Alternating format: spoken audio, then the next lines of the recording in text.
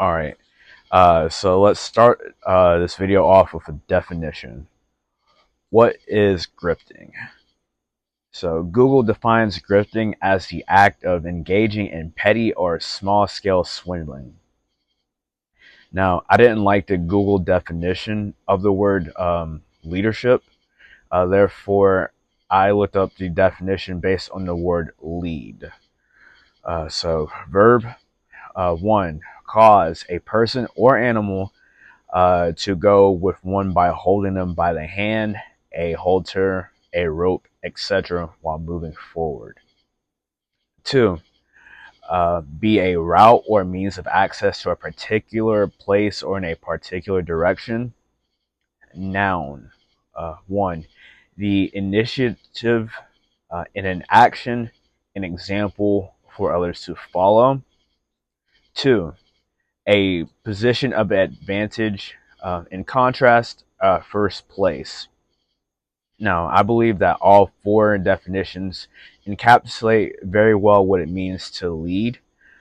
I'm using really the words both grifting and leadership, and we'll see how they kind of tie in together. Um, from a glance, it seems that leadership can have a very positive connotation to it if it is done properly. How is it then that we could even dare to conflate the word leader with the word grifter? The word grifter has a very negative connotation to it. In fact, grifters are more insidious than the Google definition implies. Millions of people can be grifted by one grifter. Grifting, it can be very immoral. However, many grifts are not illegal. Also, greed knows no bounds. Greed is not technically against the law as long as the grifter operates within the parameters of the law. And since greed is not illegal, the amount of money that grifters can swindle folks is basically goes to infinity. Lastly, there are severe consequences for those who are swindled. Nothing ever gets done and nothing ever gets changed.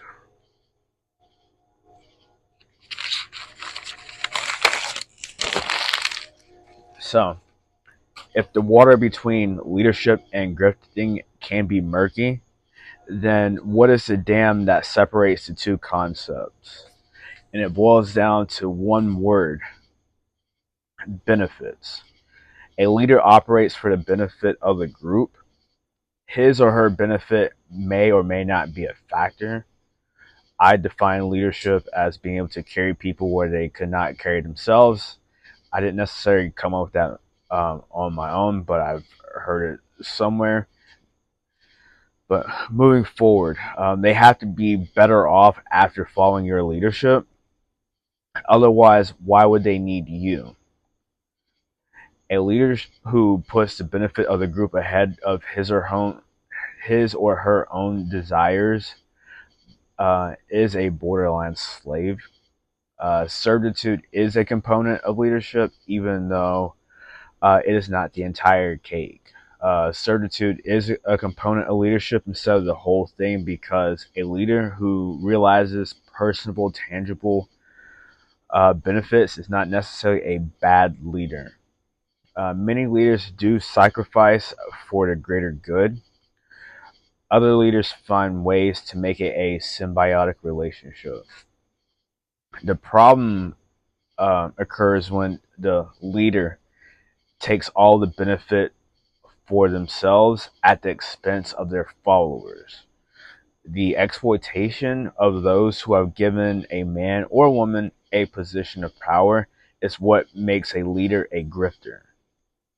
It's a spectrum. So, like, the weight that tips the scale between leadership and grifting is the amount of benefit the leader takes for his or herself compared to the benefits that are given to the followers.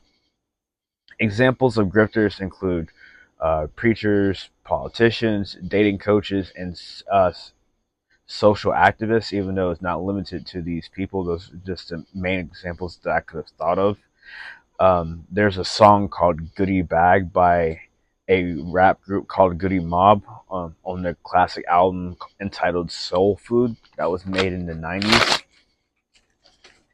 And on the second verse, the rapper Big Gip asks, now, what the fuck has this politician done for you? Complain, complain, but Mr. Clappett ain't gonna change. Just rib your ass up just to gut your pockets out. And those bars encapsulate grifting very perfectly. Being a preacher, politician, a dating coach, or a social activist doesn't necessarily make an individual a grifter. Therefore, what gives? It boils down to one word: change. If your emotions have been riled up, but you yourself have not experienced any considerable improvement in your situation, while the other party has made well off, then you, my friend, have been swindled.